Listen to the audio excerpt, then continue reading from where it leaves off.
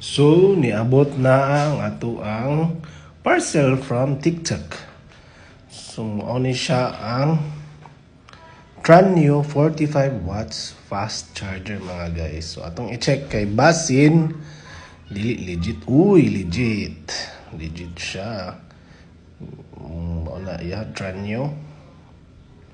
Tapos, super fast charger kit.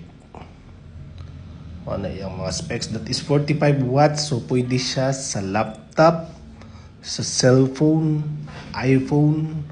Unya naka type C po siya, type C to type C, type C to USB, type C to lightning pin, basta ang yung main port is type C. So tanaw na to ang sulod guys.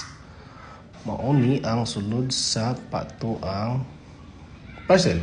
So ang iyang charging unit, which is nasa power delivery nga 45 watts ug ang iyahang cord. So naa sa yellow basket guys.